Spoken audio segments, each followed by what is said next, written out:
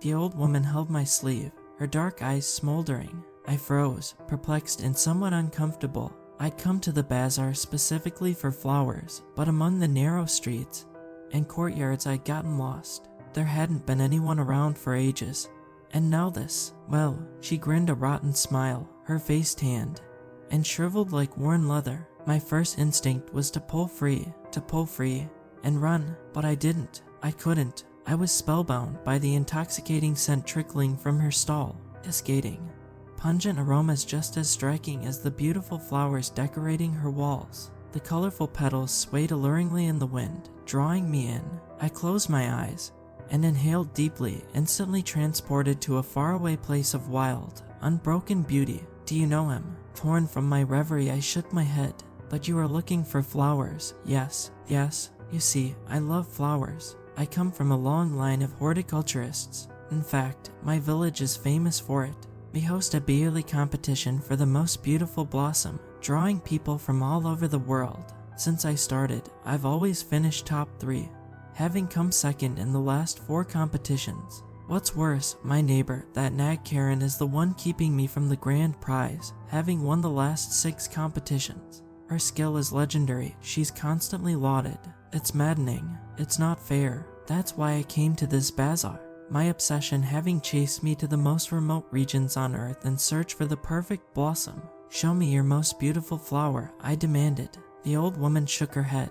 Tell me the purpose of your flower first. Purpose breeds beauty. A perfect blossom without meaning is impossible, I told her. The old woman's eyes lit up. She licked her dry lips and rubbed her hands excitedly. I have special flower just for you, gifted to me by a mystic long ago, plucked from the divine garden lost to men. Tall tales weren't abnormal in these bazaars. Fantastical objects, always magical, always priceless, but still ready to be bartered away for a couple dollars. And yet, I felt goosebumps listening to her tale. How much? The old woman shook her head and waved away the wallet in my hand. No price, except know this. That man, the man who smells of sunflowers, will come. I frowned and glanced at my watch. My flight would leave soon. There was no time for this superstitious nonsense. You accept? The old woman asked. Sure. After concluding our transaction, the old woman grabbed my hand. My people believe sacrifice is needed to bring out true vitality.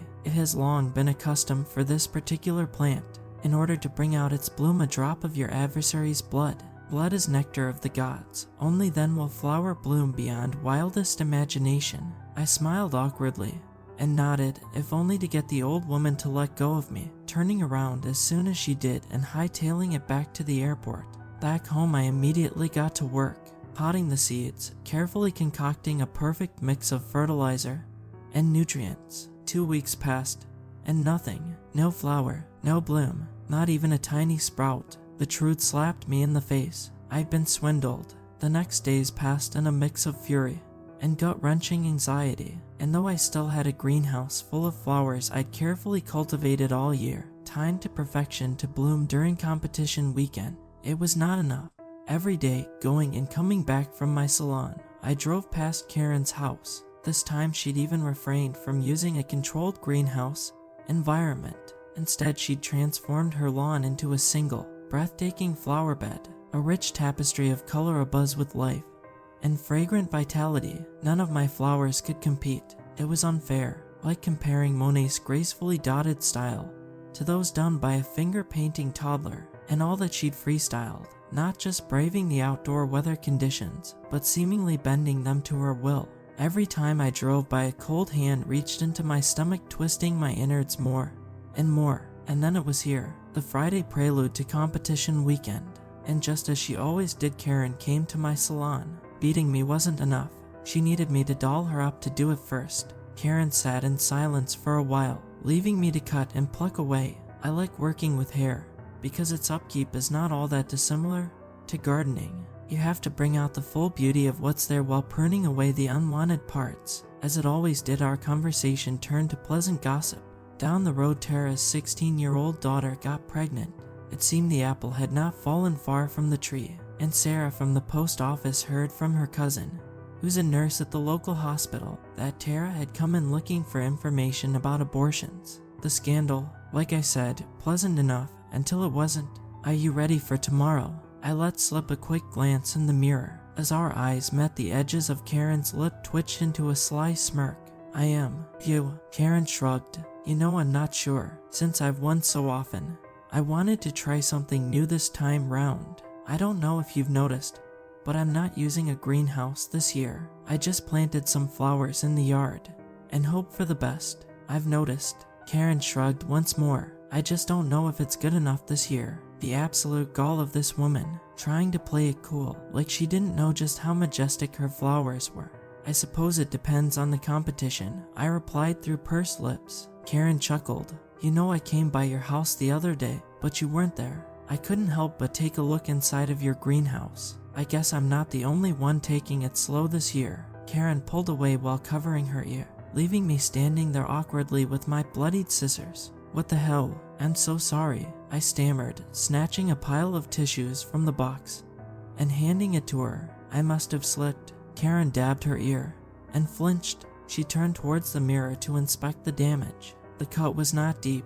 After apologizing profusely, she let me finish and left without saying a word, but I didn't care. My attention now entirely focused on the bloodied scissors. Immediately after Karen left, I closed shop and went home. The old woman's strange words rang through my head. It's not like I really believed them, did I? But then again, why not give it a go? I carefully mixed Karen's blood into the flower pot and went to bed. I've always been a light sleeper, so it was no surprise when I woke in the middle of the night. But I soon felt like something was off. Although the air felt unnaturally humid, my body was shivering. I wiped the sweat of my clammy skin, deciding to go downstairs for a glass of water. There it was, waiting for me on the kitchen table. No longer an empty pot, but the most beautiful flower I had ever seen. A graceful, flawless stem sprouting about 30 centimeters into the air. White silky petals like spun moonlight, their geometric patterns encompassing a ruby blossom. It burned the dark like a divine fire. Exhilarated and jubilant, I began jumping up and down victoriously.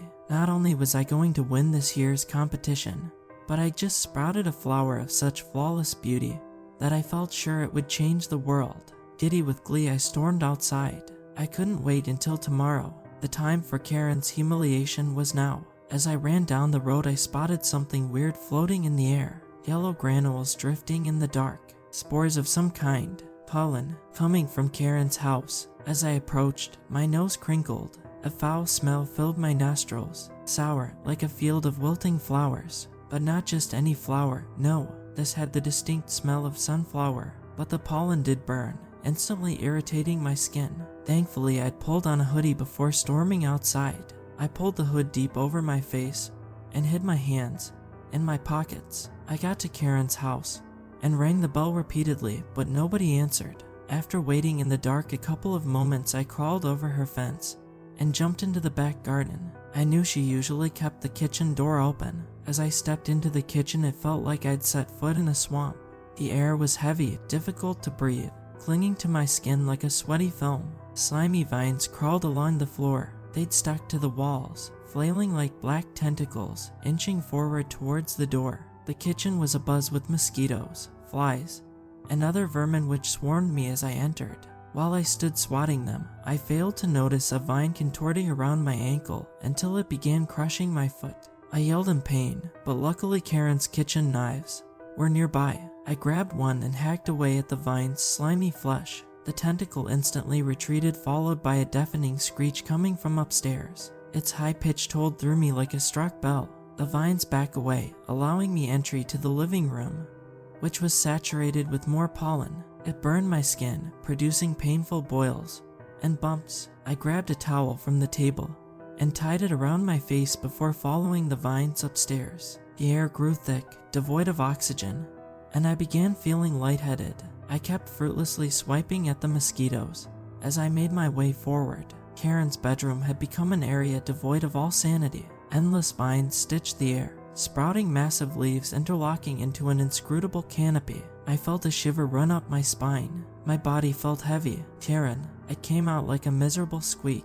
I cleared my throat, imbuing my voice with as much strength as I could muster. Karen. All at once the vines began to vibrate, and the room trembled. Then the massive green leaves pulled away like a curtain, revealing what lay inside. In the center of the room emerged the source of all foliage, a humanoid mass of twisted and contorted skin, resembling the texture of withered bark. Cracked wounds oozed with sap, nurturing swarms of insects crawling and feasting on the decaying flesh. But among the unfathomable horror, I saw beauty. All over its head grew delicate flora, a tapestry of vibrant petals with vivid hues that defied logic and demanded my eye. These grotesque bouquets of unnatural beauty seemed almost luminescent, with a pair of sunflowers of the purest yellow growing in the sockets that once contained eyes, mocking the darkness that surrounded us. I couldn't help myself. Once again, a familiar fury took hold. For a moment, I felt burning jealousy. Once again, I'd been eclipsed. Once again, Karen had given birth to beauty I could not obtain. With the knife still in my hand, I stormed forwards, but the creature's sunflower eyes sensed my presence. And once again the room vibrated, and its withered lips peeled back, revealing the depths of a gaping mouth from which erupted another deafening screech, rousing forth the insects from its flesh. Twisting and turning, my arms flailed through the air, but I had no choice. They chased me down the stairs and outside, all the way back to my own house. Now I'm in my bedroom, writing this story while I can, sitting in front of the mirror with a huge smile on my face. Since most of the boils have burst, the itching is gone. If only you could see how beautiful I've become. But you will. Even now I can still see a cloud of pollen drift towards town, towards the thousands of sleeping tourists who will take my gift home with them. So, let me ask you, do you know the man who smells of sunflowers?